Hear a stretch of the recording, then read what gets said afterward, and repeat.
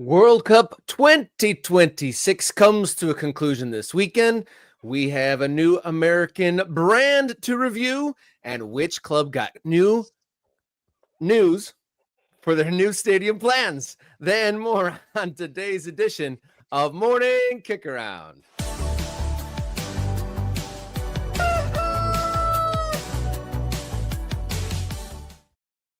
Hello and welcome to the show. You found your way to Morning Kickaround, the show that dots the map of the ever-changing American soccer landscape.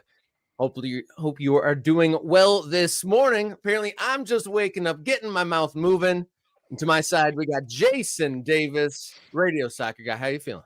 I'm good. Good morning to all of our ultras popping in. I see a homeless shoe was first to the door. Honors for a homeless shoe, number one on a Friday. Yeah, we're going to keep a leaderboard at some point.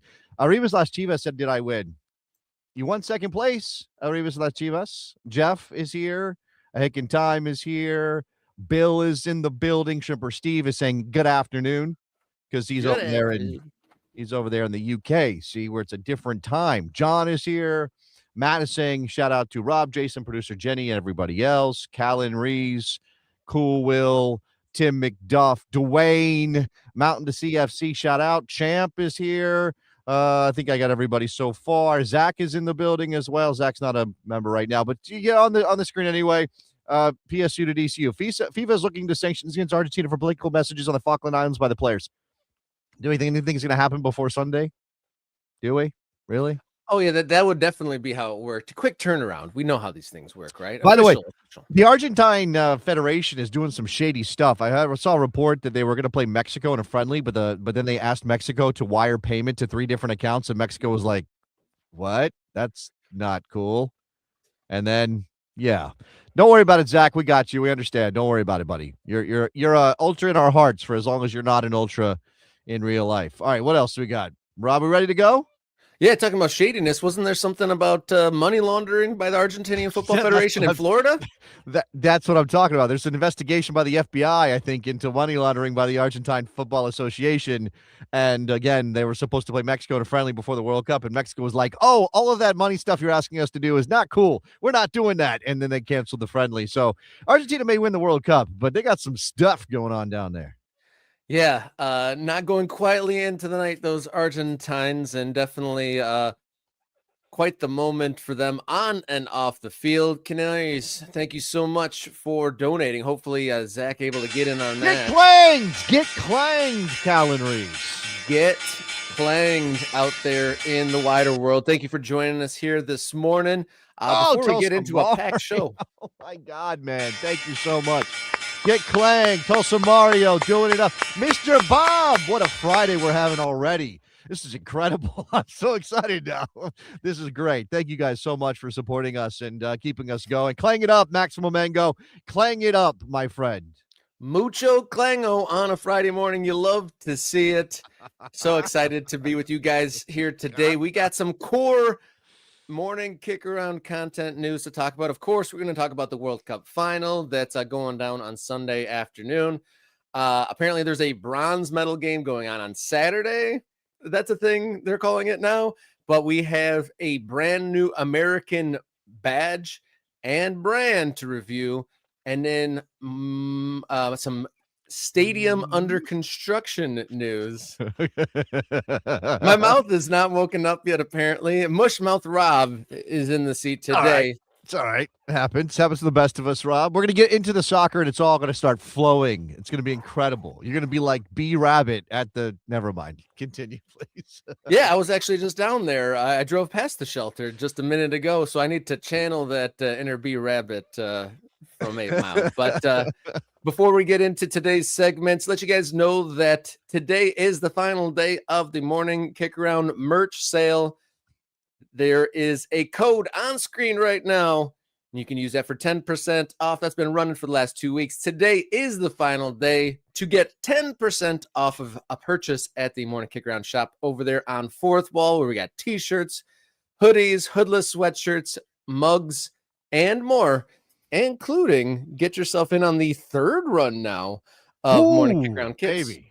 Yeah, do that. Like I said, There are some extras in stock right now. I have to check in on what sizes I have. I could do that live. I'm not going to do that. That would be bad. But we do have a couple in stock, so you may not have to wait very long to get your hands on the first ever Morning Kickaround kit. So go ahead, go to Fourth Wall, make your purchase, and we'll get those out the door. Yeah, and we want to get those in as many people's hands as possible. They look great on everyone, and everyone has commented on how comfy they are. Mark and Bastian did such a great job in designing it, and the material that they sourced, and the craftsmanship on embroidering the badges for us. Plus. You know what? In addition to buying our kit, if you are at all interested in getting a bespoke kit made for something, whether you've got a team that you're starting, because obviously we got ultras starting clubs all over the place. That's a big part of our Discord. Maybe you just want to make a small run for you and your boys, you and your family. I don't know. Go check out Bastion. Hit up our guy Mark at Lime Pickle, because Bastion has done a fantastic job with our kits. Really cannot speak highly enough about the work they put into our kits. Yeah, we really are loving it. And if you want to support the show, we've seen a number of folks do it already. We are getting donations. Mr. Bob, thank you so much again. People donating, Ultras donating memberships. And with a membership, you get access to comments on screen during these live shows. You get bonus content and access to the Morning Kickaround Discord server, where there's a plethora of wonderful conversations going on from local ball, USL, MLS, national teams, World Cup, and more. So just a couple dollars a month, you can get in on that. But if you are unable to do so, hit the like, free subscription, or just tell a friend about Morning Kickaround. All right, let's dig in to Friday's edition of Morning Kickaround. Let's go.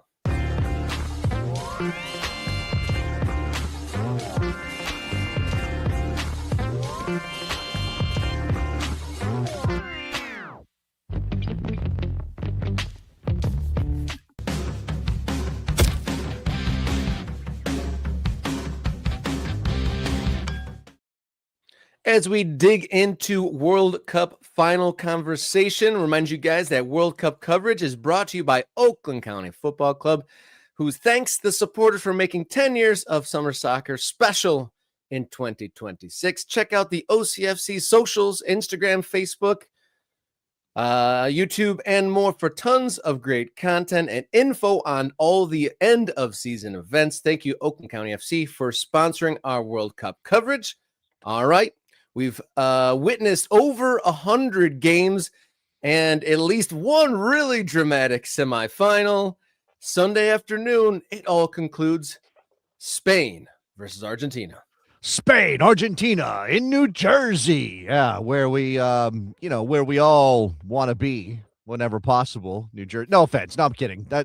Look, you were asking about that earlier, right? And I think there are people who are saying, especially with the air quality issues we're having through the Midwest and into the East Coast, because there are fires burning in Canada and all the smoke is trickling down. People are saying, well, is Jersey the right place? I think air quality will be okay by Sunday, so it's not really about that.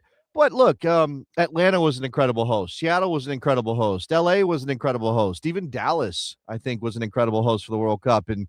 But we're doing it in Jersey, and we're doing it in Jersey because it's right next door to New York, and that's the center of the universe for people who aren't from, the people from Europe always look to New York first. I think that's probably why we're doing the World Cup final there, right, Rob? It's really down to New York being the center of things for this World Cup.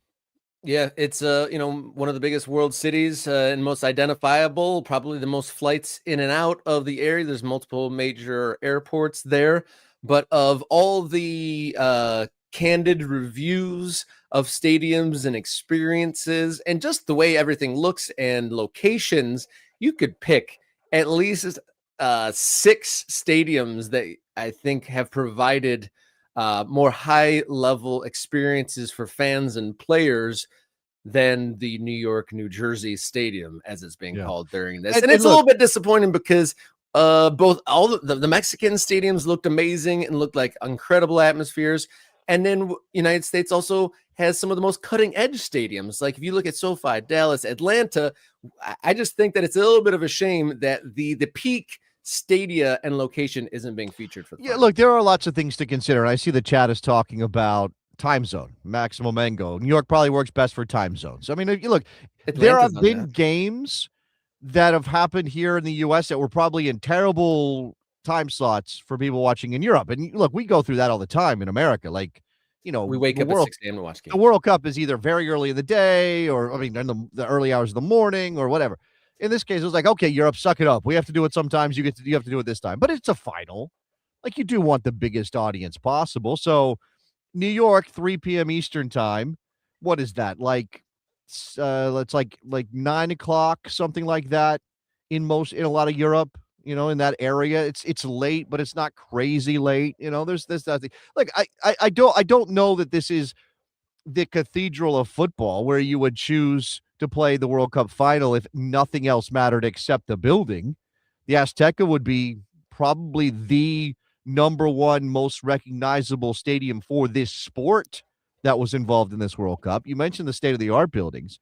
I think what's most important here, if we're talking about a World Cup final, and I'm picking Spain to beat Argentina, and we'll see. It'll be a fascinating game. The tactics of this, the energy, the atmosphere, the mentality that has been on display from the Argentines in particular, and the way that they've managed to get to this final. They had an easy path, sure, but they had to fight through a lot, and the way they beat England was incredibly impressive. But the most important thing for me, Rob, is Impressive. that for the first time ever, the winner will get a ring, just like a Super Bowl champion.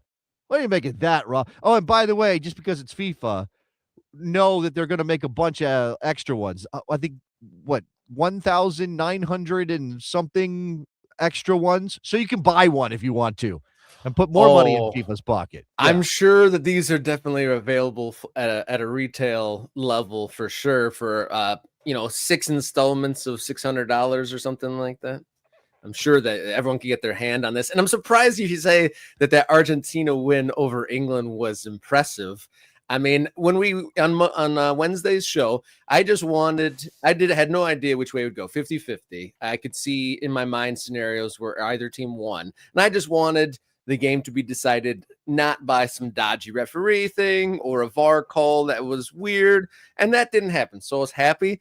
But all the antics in the fallout from it kind of was disappointing. And then just like the English typical conflation of as soon as you have your nose ahead, you do the worst things.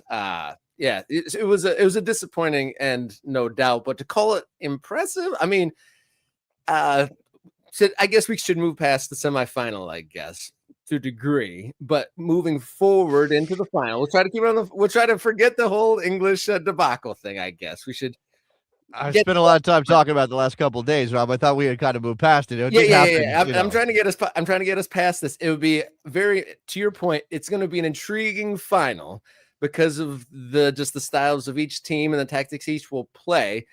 I don't think Spain is fallible enough like England was to fall into some trap of trying to just boot down the field. They definitely won't do that.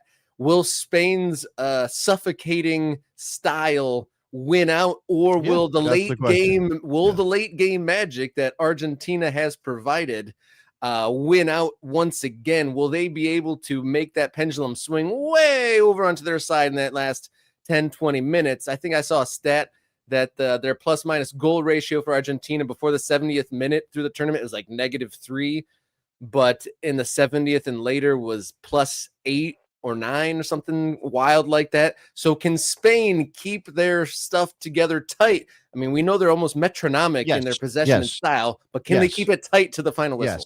Yes, absolutely they can. It doesn't mean they'll win the game necessarily. I mean, we shall see. And again, I think one thing that the English didn't seem to be overly rattled by the Argentine shenanigans and dirty tactics, if you want to take it to that point and how you describe it.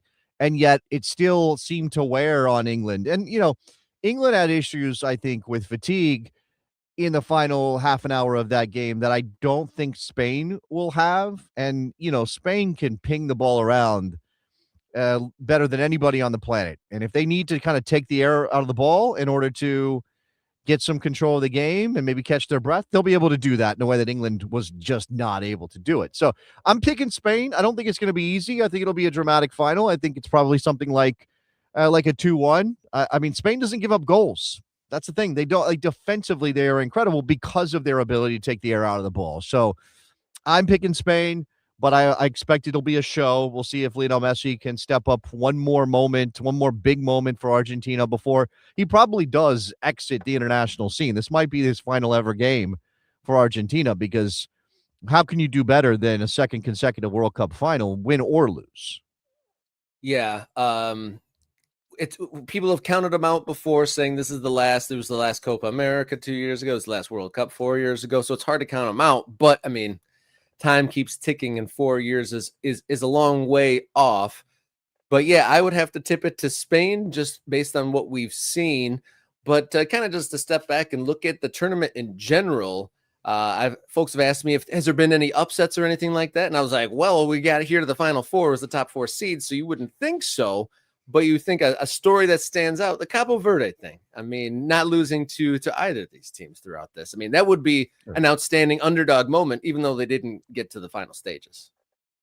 Yeah. I mean, we're not, I'm sure we'll all take a look back at this tournament and pick out our favorite stories and stuff when it's over. I mean, we have to see who the champion is. But yes, there are some, so much has happened over the last 5 weeks or so that it's going to require really sitting down and thinking about it to kind of pull out those things that we want to make sure we remember, that we don't forget. And I'm seeing people making videos about the fan experience here in America and how this has been a story of people from abroad discovering that America isn't what they see on television. And by the way, that's true of every culture, right? You always get a flattened version of a culture when you see it on television. So hopefully that lingers, right? And as we as a country sort of wrestle with a bunch of things, with an election coming up in 4 months, hopefully there are some things in people's minds about how America can be better citizens among the humanity, that we are part of. Yeah, I definitely fear what's to come early next week when the powers that be have been keeping it clean in front of the cameras during this tournament. What dark things are coming next week when the cameras go away and the international press disperses. I don't think that's a thing. I don't think that's a thing, right? What do you mean? They've been holding their tongues because the World Cup is that? No. Have you seen what they've been saying? Not necessarily words, actions by people, but we don't have to guess to say ICE rounded up more people during the World Cup than they had at any other point. But not necessarily as public. That's what I'm saying. But that's the thing. They're not going to do it as they're still going to maintain that lack of public. Okay, this is not here or there for a while. Let's move on. Let's move on. But okay, so you're tipping Spain over Argentina, which I think I am as well. Okay, all right, yeah. And so is it a tight 1-0 affair? Does it go the length into extra time? Do you think? I mean, is it first goal as the winner? 2-1 to Spain. No, 2-1 to Spain is what I've got. I think Argentina finds a way to get a goal. Maybe they buy a penalty or something, but I think Spain wins. It could be over 120 minutes. It could be 2-1 Spain over 120 minutes. That's probably my guess. My prediction. And it should be one for the ages. Definitely a fascinating affair. 3:00 on Sunday afternoon, World Cup 2026, the biggest tournament, the biggest World Cup to date, finally concludes this weekend. And one more time, remind you that World Cup coverage on Morning Kickaround brought to you by Oakland County FC, thanking the supporters who made the 10th season of summer soccer in Southeast Michigan special in 2026. Check out the OCFC socials for great season-spanning content and information on end-of-season events. When we're going to come back, we're going to discuss a brand new American soccer brand next up here on Morning Kickaround.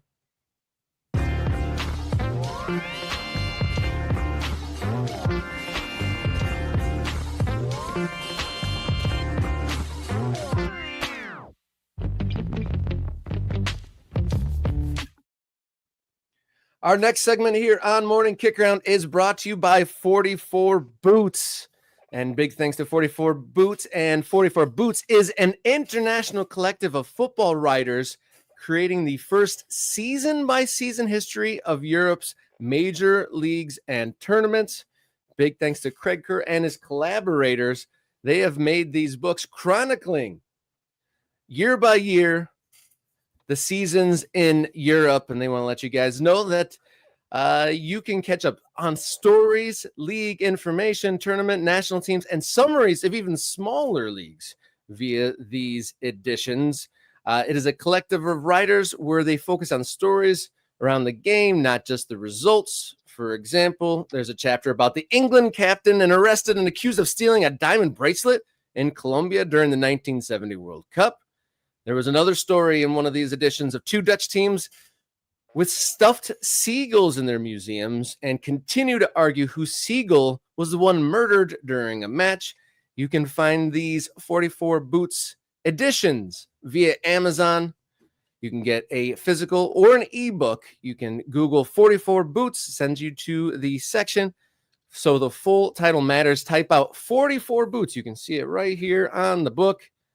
Great stuff here. And if for Kindle users, you can get a subscription with a purchase included free with part of the purchase. Thank you to 44 Boots for sponsoring today's segment.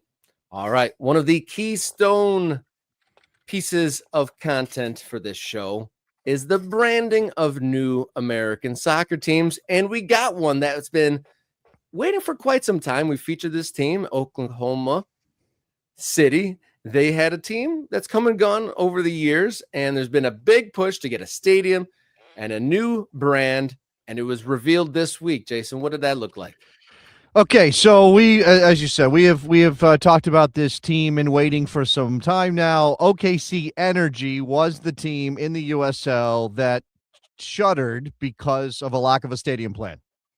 Enter new investment. Korjeski, who formerly was an executive with USL. Russell Westbrook is an owner. I believe Josie Altidore is now part of the ownership group. And they've been calling themselves OKC First Soccer. And they were working on getting a stadium plan together. And sure enough, they managed to pull together a pretty impressive stadium plan. And again, we have highlighted some of the OKC stadium plan details on this show as they get closer and closer to sort of rebooting the idea of what soccer can be in a USL city, right? They're not aiming at MLS. This is one of those situations where it's like, oh, this is an MLS plan with USL clothing. No, they want to be a premier team in the USL. And we've been waiting for them to deliver their brand. And just a point of reference, this is OKC Energy's badge. Again, this is the club that no longer exists in Oklahoma City. And you can see this very cool shirt they sent me a while back. This is the new badge. Rob, let's take a look at it. There it is. OKC United is the name of this new club. There are a couple of things here. First impressions, before we go into detail, badge explainer, color scheme, all of that stuff. What do you make of this badge? What do I make of the badge? So we're starting a badge, not team name, right? We're just starting purely let's on start the badge. okay, we'll do team name. We'll do team name, but the team name is generic. Right? We both agreed on that. There's no issue. There's no arguing that this is a generic team name, and we can come back to the issue of team name. But but since the badge itself is unique in the sense that nobody else's badge looks exactly like this, what do you make of the badge? When I first saw it, I was like, oh, I've never seen anything quite of that color scheme before. So that didn't bother me too much. I kind of like that there wasn't really anything of that color scheme. The shape of the badge, not too crazy, pretty standard shield badge logo. I like the colors. I don't quite, it took me a minute to decipher the lettering, the text in the middle of the badge. I saw on the MK Discord some people had some interpretations of what those letters were spelling out, and I'll let you guys read into what that comment might have been referring to. But I like that it doesn't look like anything else in American soccer color wise. Right. And so I think it's fine. I like the badge more than I like the name, I guess is an easy way to wrap up my thoughts on it. The name is a cop out, and we'll come to some details here. So the badge itself, look, the color scheme is interesting. It's not immediately appealing to me, but I'm willing to sort of let them have this idea of a unique color scheme, because how do you find a unique color scheme in this game that we play? the interlocking letters. Look, if you have sort of an iconic 3-letter abbreviation or whatever we call that, initialism for your city, like OKC, you have to include it. You do. Interlocking letters have been done quite a bit. Um, this isn't my favorite version of that. It doesn't immediately tell my brain that that's OKC. My brain is trying to, as you said, figure out exactly what's happening there. The K almost looks more prominent to me than the O does, which creates this reverse thing where I'm like, KCRRCRO. Is that even a letter? Is the O even a letter? Or is it just a framing element? I think is part of this. Now, here's the explainer. So let's dive in and see how they explain it. The shield. The shield takes the form of an arrowhead, an intentional nod to Oklahoma's Native American heritage. Look, I've always said clubs need to do better about tapping into the history of where they are, their home city, state, region for these things. So if that's, I mean, that's an obvious thing most people know about Oklahoma. Obviously, Oklahoma has a lot of Native American history for both good and bad reasons. So tapping into it makes sense. I really have no issue with that. Look, it's not so unique a shape that it isn't kind of just a badge or a crest, right? It's just the shield is just a shield. But if you're going to tie it into, okay, it's sort of an arrowhead, fine. I mean, I guess, Rob, does that scream arrowhead to you?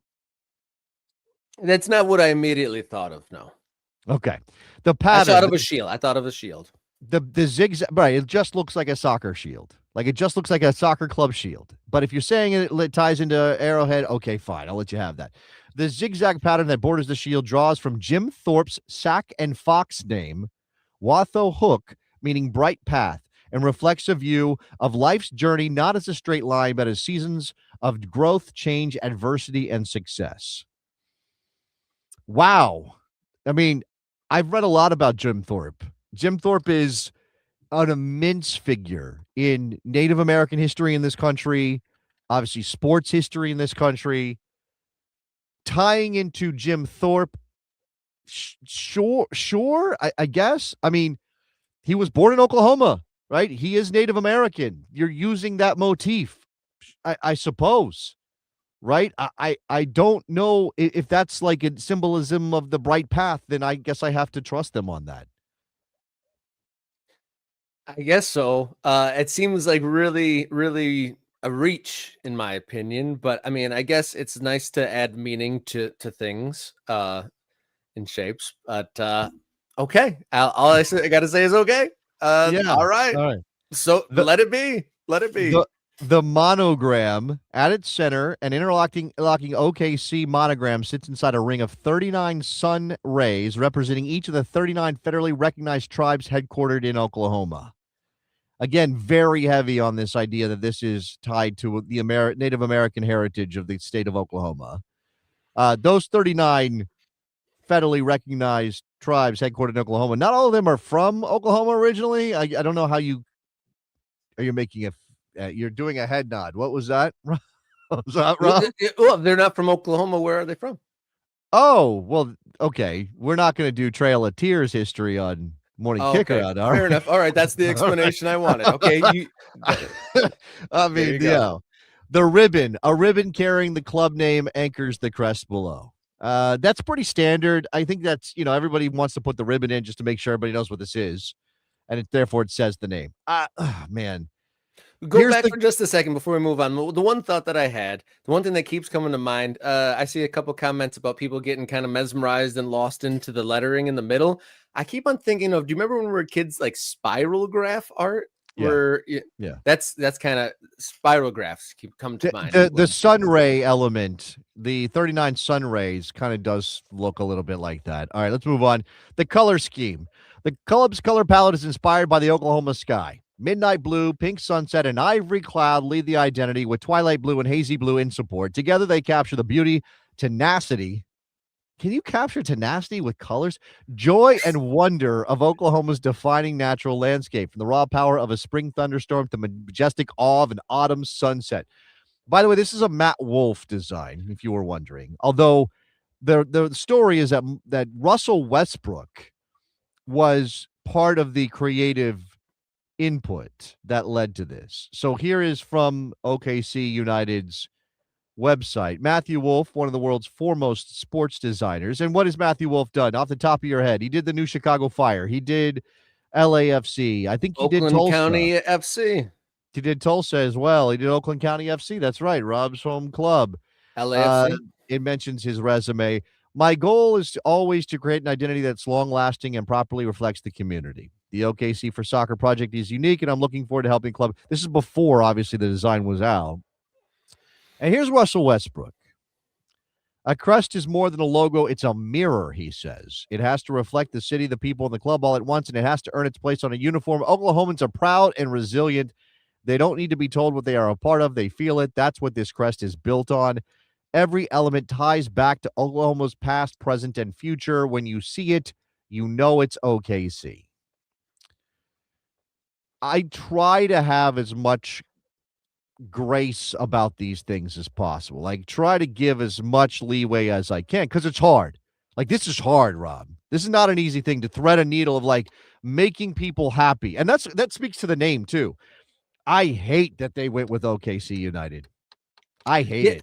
So all the explainers and stuff, we kind of read it. We have fun because they're putting so much like rooted stuff, trying to layer all the meanings and to make it not seem just like this is a cool badge.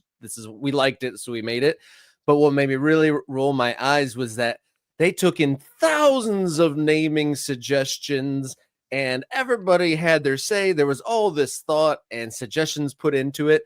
And this is literally the most generic name that you could have chosen.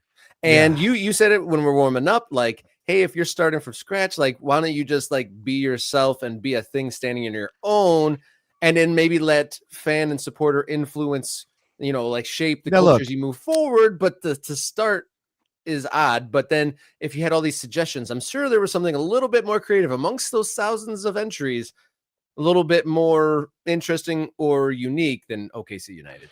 Yeah, and look, I think this is my read on the thinking when a club decides to go with United, right? And we got some news about a different United in the same league coming up here in a couple of minutes, and there are Uniteds all over American soccer, right? In MLS, DC United, the original, but Atlanta United, and whom else? I'm sure I'm missing a bunch of them. Who else am I missing that's a United?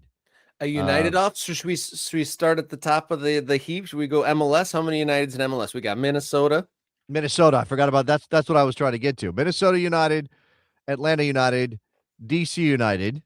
3. What else? Am I missing any other Uniteds in MLS? Or is that there are just 3 of them in Major League Soccer? I think that might be the whole thing. You can't say Union. That's a different, which I respect that they went with Union rather than United. Same idea, different word. Get a thesaurus, right? Yeah. Now, and Jack is saying Jack is saying that United makes sense in Minnesota. I guess what? Because they were the Thunder and the Stars, and they have this history in Minnesota, and therefore Twin Cities, unite the Twin Cities. Okay, guys. But let's recognize what they're doing. They're leaning on a trope in soccer, like an old idea in soccer, as a cop-out. Like it's simply we don't want to risk alienating anybody by being unique with our name. So what are we going to do? And by the way, the real cop-out is FC. Like Oklahoma City FC would have been an extra level of cop-out. At least United is something, right? But again, this thing bothers me because you're saying we don't think soccer fans will accept an actual unique name, and so we have to be like everybody else. And I mean, I don't know, like it's like everybody's scared right now, right? Everybody's scared of being different. Like, and then like you can say, oh, well, our badge is different, or we're different in this way and that way, but not necessarily in our name. But man, I wish American soccer would lean into the idea of being American a little bit more than it does. Because this is like, if you're going to say, well, we have to do something that's got some soccer history to it, why is it United? Why is it always looking towards the English example rather than examples in other parts of world football? I mean, why is it this one? I don't know. And I'm not sure if you have it in the slideshow, but they actually do. I think they do actually have OKC United kits in there somewhere. But when we're going through the explainer, I was curious as to what the pink was a connection to, and it said believe the sunset. And when I think of Oklahoma, I'm totally outsider, never been there. And pink in Oklahoma wouldn't have smacked me as going hand in hand. Obviously, pink has become a popular color due to Inter Miami. I don't know if that had any effect because, there's pink kits all over the country and maybe, trying to follow suit there. I'm curious if there's any Oklahomans in here that says, "Oh yeah, that's a color that's widely used in some sort of a staple." No, I think they're trying to across the claim it. state. I think they're trying to claim it, and, there are different pinks out there. Miami's is a pretty vibrant one, like, it fits the This city one's of Miami. this one's almost a peach. This one is more like a Palermo pink, I think, Yeah, which, Palermo was the pink club yeah. before Inter Miami showed up. So, I give them credit for that. Like, it's somewhat unique to choose that color. Like, I think they didn't go, blue or red or I don't know, green, which seems to be extremely popular right now. All these teams going green. A lot of green. Yeah, I mean, I don't know. It look, I'm not trying to hate on the effort that they're putting in. Obviously, the stadium, if they get it built, that'll be an incredible achievement in American soccer. Hopefully, the people of Oklahoma connect with this. I'm not from Oklahoma, so I can't speak to that part of it. I just, as somebody who has watched so many clubs be born in American soccer, it's like, yeah, we're just gonna punt on the name. And they always cover themselves by saying, "Well, we'll let the supporters figure out what our identity is," right? Like, we'll be called the whatever, the Herons in Miami. I guess they actually chose that one rather than it being delivered by the fans. But that idea of like, "Oh, the fans will figure it out." Okay, sure, sure. Let's see if they do. Let's see if they come up with something good. So the kit shown in the press release is actually that dark color. So it doesn't look like their primary shirt will be using a ton of that pink. It's that dark blue that was in the color palette shown on the screen a moment ago. And you also said something that kind of raised my eyebrow about they already have a name of a supporters group. You mentioned there. And that Um, doesn't necessarily if they're naming it already and the I team's not on the field. Yeah, I think I can't remember what it was. I don't have it in front of me. It may Sorry about be that. That's okay. It was like a year. It was like 1906 founders or something like that. And I'm sure that it has something to do with the history of Oklahoma, right? Something happened in a particular year, and that year is what they're talking. I don't want to say it without knowing if it's like the year Oklahoma became a state or something like that. I don't know. It's probably 1907 is the year that Oklahoma became a state. I think it's probably that 1907.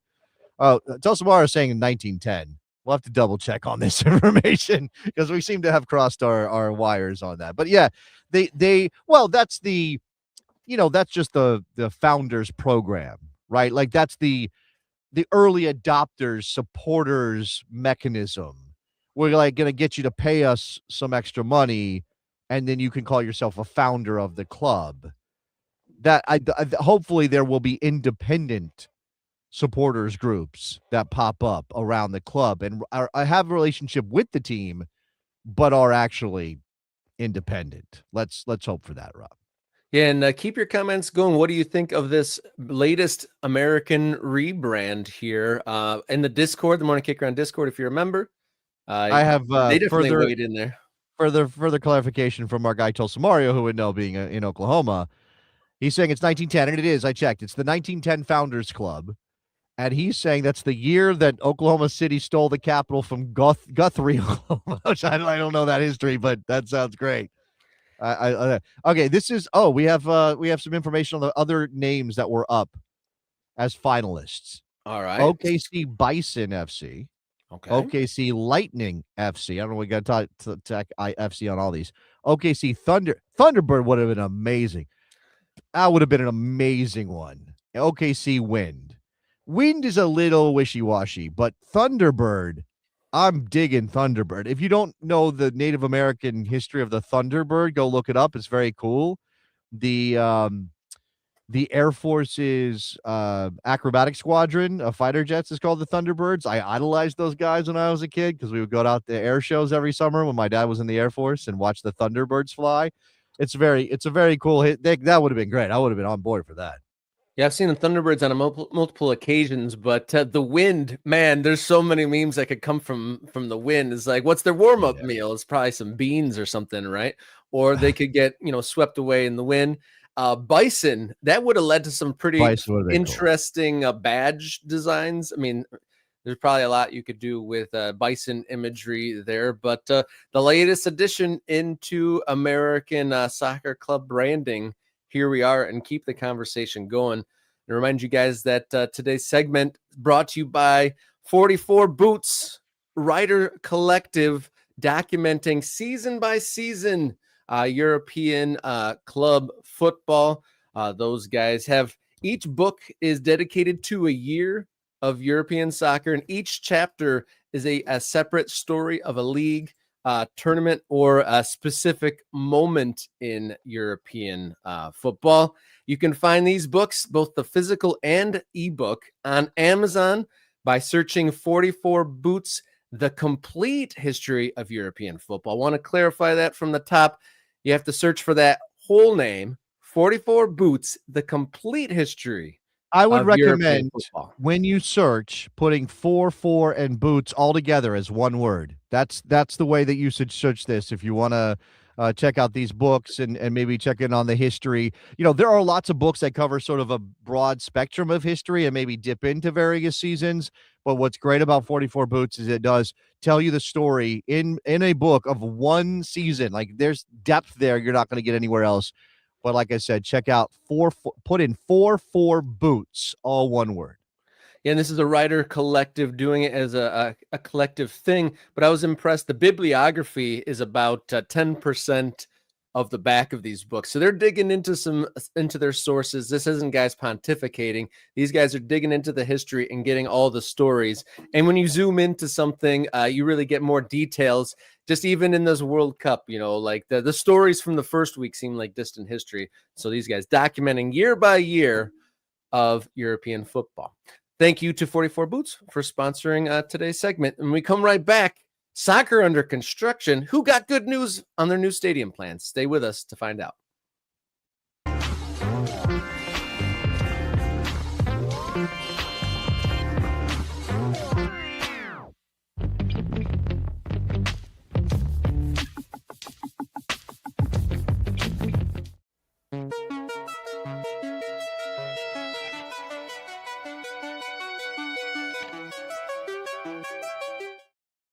Soccer under construction here on Morning Kickaround. Some good news in one city that has been working for many years to build a soccer-specific stadium. Albuquerque, New Mexico.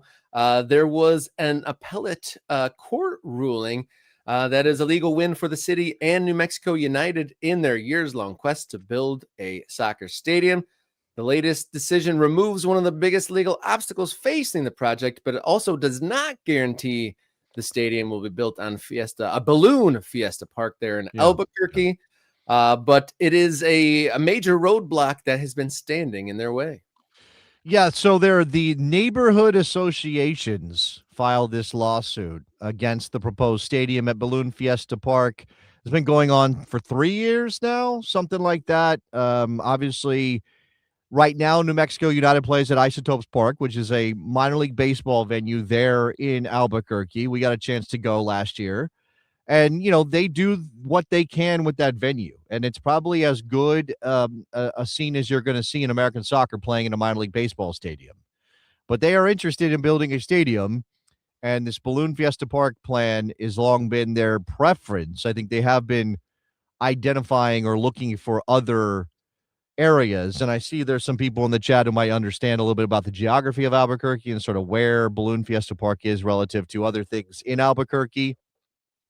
And maybe this is, for some people, a little too far out, but we shall see. This is from KOB4 in Albuquerque. In 2024, city officials and representatives with New Mexico United said they worked with concerned neighbors through public meetings and changes to the stadium plans to reduce possible effects on the neighborhood, right? Because there was that initial like, oh, that would be terrible to have 10 to 15,000 people coming in, horns, drums, noise, lights, et cetera, et cetera. The team maintains that, like, for the balloon fiesta that they do, the hot air balloon fiesta they do, there are 100,000 people that come to that, and they're saying this will only be 10. So this is not going to be nearly as bad as, say, the actual balloon fiesta. And yet, of course, it's, 17 to 20 times a year that this would be happening. So there is something to be said for that. The next step would be the New Mexico Supreme Court. The KOB4 has not heard whether the neighborhood associations will take that step. If they've been pushing it this far, Rob, I wonder if they'll continue to push it to the New Mexico Supreme Court. Well, it seems like they've put enough resistance together to get it this far and to delay the stadium for years now. But some when we went out there to New Mexico, was that like a year and a half ago now? It really seemed, was that 2 Septembers ago, right? Something like that. Was it really? Was it not 2025? I think it was September of 2025, Rob. I think it was. Okay, so just a little while ago. When, I guess it's immaterial. When we were almost out there, a year. It feels like a long time ago, but it was almost a year ago. It was not. When we were out there some time ago, it really seemed, a stadium really seemed like the missing piece. They got a great owner out there. They seem to have a very solid supporter base. They got the branding out there. And the only thing that was like not quite a fully realized endeavor was that they were playing in a baseball stadium and they were tenants at their home. It wasn't their home. And if you're a regular viewer of this show, you know that kind of the next wave of like American soccer is clubs, controlling their home, and controlling the home seems to be a way to control your future. And they've been working there's been a couple different sites they've worked at, and the Balloon Fiesta Park, the latest of which, I don't think it was necessarily their 1A, but definitely the one that they've narrowed their focus on. And you look on screen, the beautiful mountains in the background, it looks like a single bowl stadium. I think when we were out there at Isotopes Park, it was like 9,000. I know their 4th of July game got like 14 or 15. And so they have a great base out there. And I can only imagine if they have a fully dedicated place, it can only take New Mexico United to higher heights. And if this USL Premier thing is to take off, I'm sure they have their sights set on something, trying to move their way up to the top of the USL pyramid. Now, I'm putting this map up for Rob and my benefit as much as for anybody else. So New Mexico people that are in our chat that are watching the show today, shout out to Mr. Bob and some of the other people, Jack, they know the geography better than we do. But Rob and I were there. So at the bottom, the southern point, the starting point there, that's where Isotopes Park is. Up north there, where it says Edith Enclave and then Rainbow Riders Hot Air Balloon, that's Balloon Fiesta Park, my understanding. So we're talking 15 minutes by car, but obviously a different part of town completely from where they play right now. And this is always a thing. I'm not saying you don't take the opportunity to build a soccer stadium, because, of course, you would rather be playing in this thing than in a baseball stadium. But, there is always going to have to be a transition period. And look, I see Mr. Bob, who threw in an extra $5. Mr. Bob, hey. Much. 3 possible locations: Balloon Fiesta Park, State Fairgrounds, and Mesa del Sol. And I don't obviously on this map, I don't have Mesa del Sol or the State Fairgrounds. I mean, we probably could find them somewhere here. This is important. Like, whatever you can get done, right? Because there are no teams that are solid in their future that can guarantee their long-term stability without controlling their venue. Right now, always it's a push-pull between what's good for the wider community, what's good for the soccer team, what's good for the fans, what's good for the civic identity, what's good for the bottom line, who's paying for what. All those things are part of this calculation here. But this has been ongoing for 3 years. And if there is a step forward and it looks like they might actually get shovels in the ground sometime soon, I would be thrilled. based on what I know about Albuquerque and the fan base that they have there. Yeah, one of our most dedicated MK Ultras, Wes Henderson, he wrote a piece and posted it in the Morning Kickaround Discord server about how he felt that the residents were the biggest obstacle to progress in Albuquerque. And per his writing, he was saying that there's been not only the soccer stadium, but there's been a lot of development efforts. And in his mind, a lot of the infrastructure and the building in Albuquerque is becoming dated. And a lot of the time when there's a proposal, it seems like it's the residents or the red tape throughout the development process holding them back. And he was airing some frustration how he sees other cities in the area and across the country kind of being a little bit more progressive with things. Obviously, like you said, there's the push pull of like how much are taxpayers paying, how much benefit of the taxpayers getting out of it. I'm not sure 100% on this project in Albuquerque what the financing elements are there. But so the residents, they don't want the noise and the traffic in their area and their neighborhood, which is understandable. But at the same time, does that neighborhood that they live in get elevated to a place that they didn't even foresee? Changes can be scary. Transitions can be scary. But could that elevate their neighborhood in ways that they didn't fully understand or realize? It's hard to say, and it's easy for folks like us on the other side of the country say, "Hey, we want a soccer stadium. We want more shovels in the ground and physical soccer specific stadiums built, because that means there's more solid footing for the sport that we enjoy here."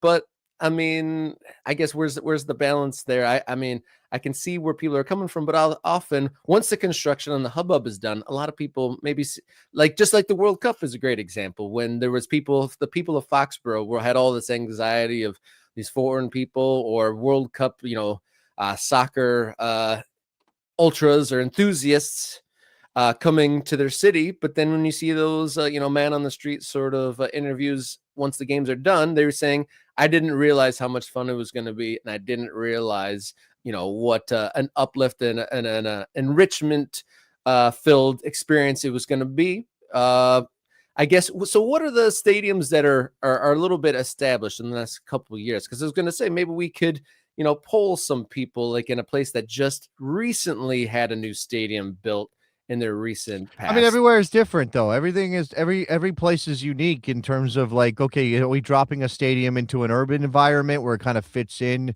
with the energy and the lifestyle of the people in the area? Are you dropping it into a more pastoral kind of situation where the people in that neighborhood, prefer they're quiet? And if you put a soccer stadium there, well, maybe it's not as quiet as it used to be. I mean, traffic concerns. I'm generally a YIMBY kind of guy, right? That's generally my position is especially when it comes to housing. Now, soccer stadiums can be different, right? Soccer stadiums, like, what is the benefit to the community? Like, as much as I love the game, as much as I love soccer, as much as I recognize that a team like New Mexico United needs to have their own soccer stadium to be established and to have longevity in that city so that it can benefit the bigger picture of American soccer, it's not my place to say spend the money. Spend that money on a soccer stadium, which, as I'm sure, like a lot of places, will not just be used for soccer. They'll find other uses, right? It'll generate economic activity through concerts or through high school sports being played there, whatever it might be. And if there is a moment, and like some of this stuff is really hard to pin down in terms of actual numbers, right? Like you can always argue it's not worth it based on the economics. You could also always argue that it is based on things that aren't in terms of economics. Like, again, sort of the civic identity elements of it. What does a sports team bring to a city? It's more than dollars. It's more than tourists. It's more than visiting fans. It's something to attach yourself to. Like, I don't know if there's any studies on this, but I'm sure that you could argue that having sports teams people can identify with in a given place prevents people from leaving at the same rate that they might if there's an economic downturn, or if there's something that maybe makes that place less desirable to live in than in previous years, right? So again, all of that, like, is this weird stew of, okay, Is it about, let's poll the people who live next door to the stadium? Yeah, some of them are going to say, I hate it. Some are going to say it was not as bad as I thought. Some of them are going to say, whatever, burn it down, whatever. I don't know. And like, what should the determining factor be? Who gets to decide is a good question.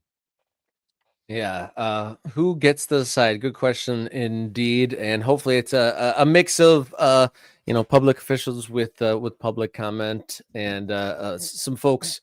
The ones that are aggrieved have some sort of a bargain, or not a bargain, but a where you meet in the middle. A compromise. That's the word. Yeah. Hopefully there's some sort of compromise and there's some good outcomes there. It's not a done deal, but with this ruling, they can either be kicked up to the Supreme Court or things can move forward. So not a done deal, but a big obstacle moved out of the way for New Mexico United to look at plans to develop a soccer specific stadium. As far as stadiums that have been built in recent times, Jack in the comments mentioned Colorado Springs. We were just out at Rhode Island, which is very, very new, but that one's literally in a neighborhood. So it might be interesting to pull that neighborhood in Pawtucket in a year or two and see what positive or negatives have come from having a soccer stadium right there, literally in their backyard. Right. And look, any responsible team, and I'm not going to ascribe impeccable ethics to sports team owners, right? I'm not doing that, but obviously there's a spectrum. There are some who are just trying to extract. There are some who are willing to give back. There are some who are looking just to maximize their investment. There are some who who are part of this notion of, yes, it's fun to own a sports team, or it's fun to invest in a team and bring that civic identity and that pride to my community. That's the kind of sports team owners we really want. And when you talk about, say, Pawtucket or some of these other places that are building, and I'm sure Detroit City is going through this with Mexican Town and building that stadium, you recognize not everybody's going to love this. Not everybody's going to like soccer fans traipsing through their neighborhoods. Not everybody's going to like the noise or the lights or whatever, the traffic, whatever it might be that comes from having a stadium that holds 10, 15,000 people. That's obviously going to be an impact. So what does the team do? Well, we're going to give money to the community to mitigate some of those elements, or we'll help, we'll provide money. Now, it's very cynical in some cases, right? When the team clocks a check for $1 million to the local school system, so they won't have an issue with the team building a stadium right next door to the school, right? Where do stadiums tend to be built? Not in places where lots of people have lots of money and can bring lawyers to the table or have, political power. People get exploited. And obviously in this case, in the case of the Balloon Fiesta Park, in the neighborhoods there, these are people with wherewithal and resources to go and challenge legally. And I guess, if you really want to be magnanimous about it, then you say, well, they has to go through this process. Like, you can scream about NIMBYs and how they're ruining everybody's fun, and this isn't really as bad as they think it's going to, or as they're making it out to be. But maybe we need this process to make sure everybody at least feels they've had their say, that there has been engagement on all fronts, that kind of stuff. Good point. And we'll leave it there and we'll see what happens out there in Albuquerque as we wrap up this episode of Soccer Under Construction. When we come back, we'll wrap up the week and add some dots to the map of our MK Ultras. Stay with us here on Friday's edition of Morning Kickaround.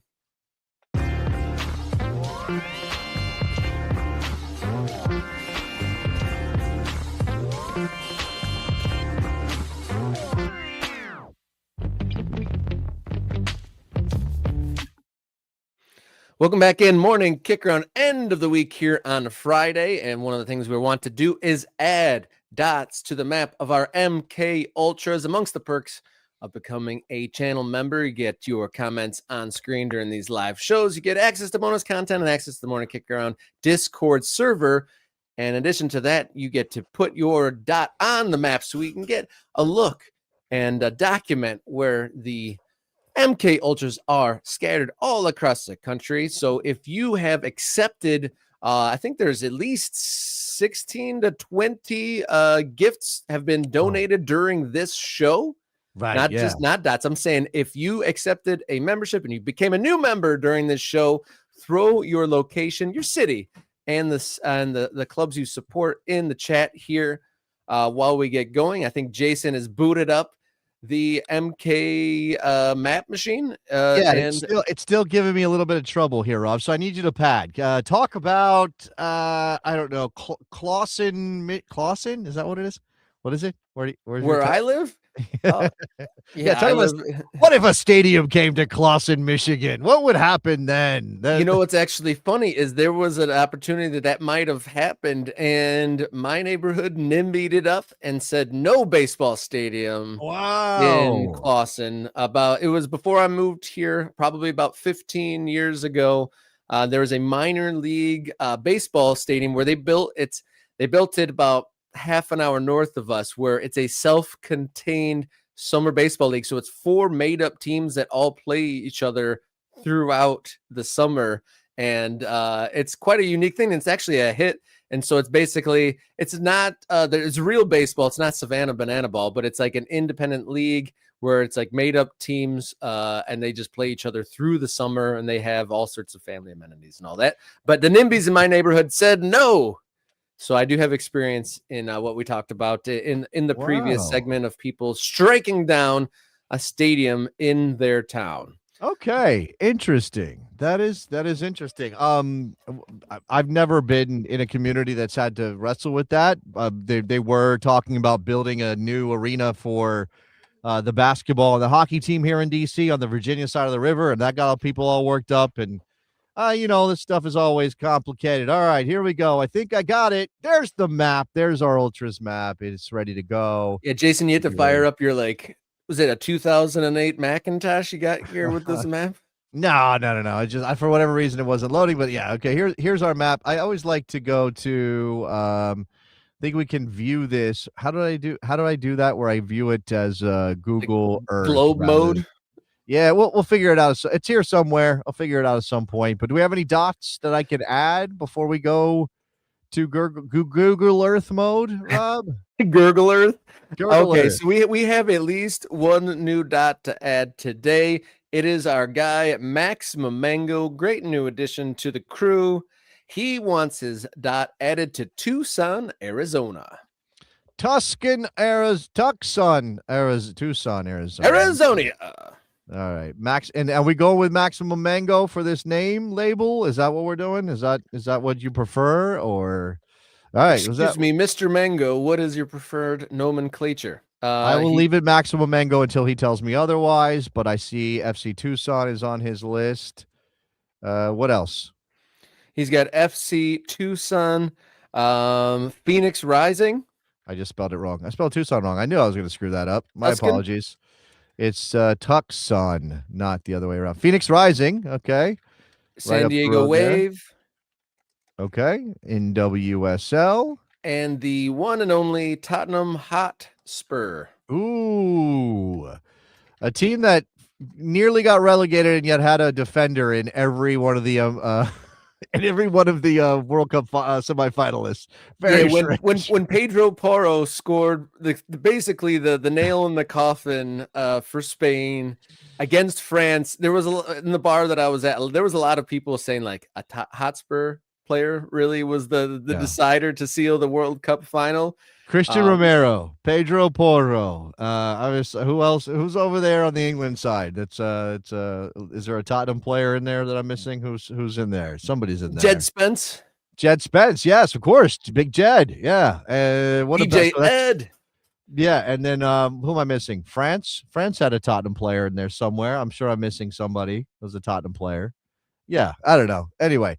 Okay, who else we got here? Who else we got? All right, I'm seeing Kenneth in the chat here. He's got a green name, Kenneth Maynard. He is in Fayetteville, North Carolina. Now, here's the thing. We've got dot in Fayetteville already. I don't know how to move this. Can I move this dot? We've got a dot in Fayetteville because our guy Jeff is in Fayetteville. So I'm going to my apologies if this is not the appropriate thing to do. We're going to put you higher here at Piero's Italian Bistro. Kenneth, you're going to be in Fayetteville, and trust me, it's not going to say Italian Bistro, but for now, Kenneth is there in Fayetteville. Okay, clubs, Kenneth. I mean, you said you want a club in Fayetteville. I'm sure you and Jeff had something to talk about. in terms of bringing a top level or a professional team rather to Fayetteville. But if you have any teams you want us to put on your dot, please let us know, and we can do that. We can add those. Rob. And then Marcus Rose, 5943, you said add me, but you didn't list a place. So it's a little bit difficult for us to drop a dot. We're trying to dot the map here. What's the whole of America is what he wants. Yeah. We'll see. So Marcus Rose, so you're listing teams now. So by the teams that you're listing, should we put Texas. You in Dallas?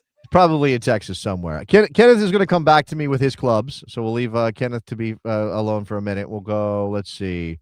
We got to find where. I mean, Texas is a big place. Marcus Rose. He said Dallas Trinity and Atletico Dallas, and unless he corrects us in the next few moments, Well, I can put him at the Cotton Bowl. That's where those teams play, right? So let me see if I can find the Cotton Bowl. Let's see, Dallas Historic District. It's near there. City Center. Where's the Cotton Bowl, guys? Is it down here? Where's the Cotton Bowl? Somebody show me. I don't know. You could Googleize it. Fair Park. There it is. Cotton Bowl. All right. This is where Marcus is getting dotted. You're getting dotted on the right Cotton there Bowl. in the infield of the Cotton Bowl. That's right. He lives at the Cotton Bowl. Marcus Rose is going on the board. Cotton Bowl work. I'm in DFW. All right. Then that's it. 549. Okay. Atletico Dallas. Accent marks or not. I don't know the accent mark, how to type them right now, so we'll add that later. Atletico Dallas and Dallas Trinity, which is obviously the women's team that now Atletico Dallas also owns and will operate there at the Cotton. Yeah, I'm curious how you feel about that. If any folks in Dallas have any strong feelings, any Trinity fans have any strong feelings about that acquisition by the yet to play Atletico Dallas. And then so scanning through, I saw a couple more dots to be added come through in the live chat. So I see there was a Bridgewater. Oh, hold on. I'm doing this one first. I got UHE Design says St. Louis City. You're the RIP US St. Louis FC. My phone is ringing. Why is my phone ringing from North Carolina? Who's calling me from North Carolina right now, guys? It's Jeff. Which one of you? Is it Jeff or is it Kenneth? Which one? Let's see. RIP the clubs that you want to put dead clubs on your. You can do that. We can put dead clubs on here. We got St. Louis FC. We've got. Oops, I just hit the wrong button. So and then Memphis 901 also dead. Love a good dead club. Little Rock Rangers in USL 2. All right. I see you. That says Ranger. I will fix that. Make that plural. Do they say the Rangers or Rangers in Little Rock? Little Rock Rangers. Which one do they say? Rangers rolls off the tongue a little easier. Werder Bremen, and Forest Park Rangers. You're an owner. That's awesome. Shout out to Forest Park Rangers, who we've talked about. I think I have a scarf back there somewhere. Yeah, we scarves and stickers we both got from all on the Rangers. UHE Design. Jack has finally got his membership. Jack, so where are we putting you in Albuquerque, Jack? Is that where we're putting you? I got Wesson in Albuquerque. I got Mr. Bob. I got Ron Patel. We're gonna have to pick a spot here in Albuquerque. Should we do the Balloon Park? Nah, I'm gonna put Jack right here. Jack Thornby. I will put. By the way, I'll put a new link for the Discord in a post on the YouTube page for members only. So if you are a member, if you are an ultra now and you're not in the Discord, I will put the link and you can join the Discord. If you are not a Discord person, it is not that complicated. Do not be afraid of it. Just download it or go to the website and you can just interact with it like it's a normal chat piece of software. You're just chatting people. You'll be in our server. All that means is you're in our chat room. Then we have different categories for stuff and there. Okay. And we're talking about things from local USL, Midwest Premier League stuff, all the way up to the national teams. There's a thread really for anyone's specific interest. I'm being told that Jack is in Taos, New Mexico. So should I move Jack's dot to Taos? Should we do that? Taos? Which is up there. Wow, that's a drive. You make it down for games, Jack?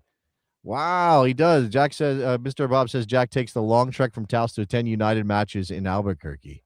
That's kudos to incredible. anyone who's like doing trips like that for their home team, even, and that's why we dot the map, because we don't want everyone to have to do that. All right, I'm going to move Jack then. So Jack Thornby is now here. We know he's a New Mexico United guy because he drives to Albuquerque for New Mexico United. Taos is like one of those artsy cities, right? In New Mexico, isn't that what Taos is? Anyway, I will have to go and remove the dot for downtown here. We'll get rid of that one. All right. No false dots here. No dots. Okay. What else? All right. So we got Dan Kane in Bridgewater, New Jersey. I'm typing Dan Kane. He's not on the list. Yeah, I got to put Bridgewater, New Jersey. How do you say that with a Jersey accent, Rob? Bridgewater. I don't know. Actually, what is it? I don't even know what a New Jersey. I almost did the "tell me more about that" voice. That would be more of a Pawtucket situation. Newcastle, for Dan. Newcastle United. All right, Magpies. Let's go. We've got New York Red Bulls, or is it Red Bull New York? Which one is the preferable nomenclature? I know one is like the club and one is the team, which is really confusing. Gotham, which is moving to Queens. Gotham's moving to Queens. Did you know that, Rob? They're going to be playing in the new NYCFC building, and they just had 40,000 out at the Mets joint for their game that they played in terrible air quality, which is very, very cool. They got that many people out to watch their team play. But an incredible goal from. Sorry, go ahead. Are they going to be They're just going to be tenants there, right? They're not. Yeah. They're any sort of partnership on the stadium or anything like that. They're going to be tenants, but I think they're probably getting a good deal, a sweetheart deal from I'm going to offer you. What is it? It's an offer you can't refuse. Is that a terrible New York accent that I just did there? All right. Did we get to UHE Design yet? He's talking about. Yes, he's Robert, Aaron in Duluth, Georgia. Sometimes I think you don't listen to the show. Sometimes I think you don't listen to the show. Hey, there's a lot going on. That's true. There's a lot going on. The chat is on fire today. You guys are great. We love every single one of you. All right. Who else? Am I missing anybody? I see a lot of people listing teams that they like. I'm looking through trying to see any specific new locations. Maximum Mango saying Discord is like a casual version of Slack. Sure, that's a good way to think about it. Trying to see if there is any new names and locations. Chriselle threw me off talking about how Kansas is the geographic center of the country. Didn't know that. Yes, look at that. I used to live in Kansas. Look at that. You can tell that it's the geographic center. Look, this is the contiguous United States, and there's Kansas right smack dab in the middle. I think it's only true if you take Alaska out of the equation, because Alaska's a lot of land. Look how big Alaska is. Look at we got no dots in Alaska. Is there an Anchorage FC coming on? We got an Anchorage United in the works. What are we doing there? Well, how can we work Alaska history into the name of the new team in Anchorage or Juneau, I guess. I was in Alaska about this time, about 11 months ago, and an amazing experience. I want to go back immediately, but I did see 2 soccer fields while I was in Anchorage or in Alaska. One of them looked absolutely pristine and beautiful. The other one looked just about unplayable. It was not it was a bunch of brambles. Well, Alaska soccer good enough to have produced Obed Vargas, who is now. Yeah, I was going to say they got one player in the mix. Mexican international Obed decided to play for his parents' home country, which respect. I guess Obed respect. Look how far away Alaska is from anything. It's so crazy. It's all the way up there. Yeah, and the size is really wild. Like you go from one town to the next, like, oh yeah, that's an 8-hour journey. Like there's just so much vast space in between. And it looks crazy huge on the map, but like being actually there, like you just, the horizon over there. Oh yeah, that's just miles and miles away. Just like the scale of it is truly breathtaking. I put it up on screen a second ago. What did you say that I see? Alaska Zodiacs, the Juneau Rangers I saw on there. A couple fun suggestions, but man, travel costs. We're talking about how it's hard for the Boise's of the world and how sustainable the USL One travel is. Like, how would the Alaska team fare in that mix? It seems like a tall order. Yeah, I mean, this is why any team in Hawaii is tough because it's way out there. Even Puerto Rico, obviously, I have lots of interest in soccer in Puerto Rico popping off, But even Puerto Rico, which is what 2.5 hours from Miami, 2 hours from Miami, and then obviously you're flying anywhere else, and it's like, whoa, I gotta go play a league game in, I don't know, California. That's a trek. It's a trek. So anyway, yeah. Fayetteville Airborne FC. Well, look at that. Kenneth coming up with names for potential team in Fayetteville, North Carolina. All right, Rob, I think we got to wrap this bad boy up. Yeah. One last thing, a non-member comment that kind of cracked me up is Pharmaceutical Salesman FC for Jefferson, Indiana. That's kind of funny. But remind you guys one last time that today is the last day to use the code word. That's could go on screen here any second. Yeah, code word on screen for 10% off. Final day of the sale at the Morning Kickaround Collection shop over there on Fourth Wall. Morning-Kickaround-shop.fourthwall.com is your place for purchasing kits, t-shirts, sweatshirts of all varieties, and mugs. Head on over there and enter the code on screen for 10% off. So when we return on Monday, we will have a newly crowned, or perhaps the first time repeating World Cup champion. So until then, everybody be safe, stay brave, and enjoy your soccer.